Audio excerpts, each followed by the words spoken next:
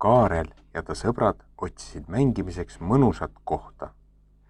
Neile meeldis Kaarli toas mängida, aga Kaarli õde kuulas alati nii kõvasti muusikat, et see kostis läbi seina.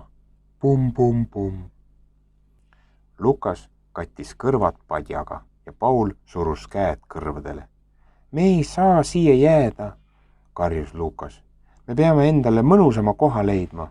Lähme garaaži, pakkus Kaarel. Järsku on seal vaiksem. Garaažis avanes poistele ehmatav pilt. Põrand oli kaetud tööriistade ja värvipurkidega ning auto sinna ei mahtunudki. Nurgas on mõned toolid, pakkus Paul, aga Kaarel ja Lukas raputasid pead. Järsku sobib minu õe mängumaja, pakkus Kaarel. Poisid lonkisid aeda ja piilusid mängumajja. Nad polnud kunagi midagi nii roosat näinud. Kogu maja oli täis nukke ja karusid ning lauake oli kaetud teepeo jaoks. Siin me küll mängida ei saa, leidis Lukas.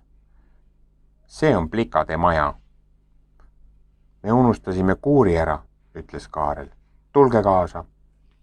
Kaarel viis Lukase ja Pauli kuuri juurde ning lõi ukse lahti. Kuur oli täis aiatoole, tööriistu ja lillepotte. Laest tilkus vaikselt vett. Tilks, tilks, tilks. Me läheme siin hallitama, arvas Kaarel. Teate, me peame endale ise sobiva koha ehitama. Lukas ja Paul noogutasid õhinal.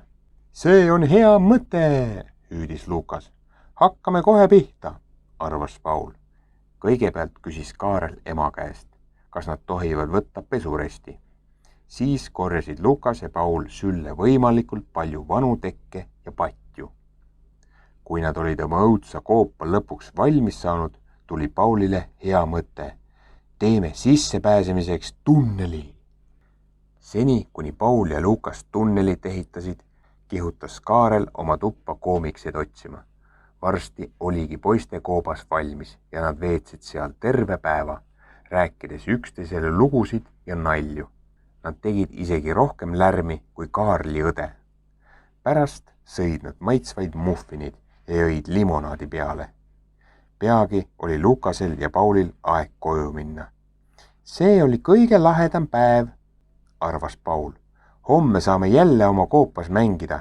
Ise tehtud koobas on ikka viimase peal.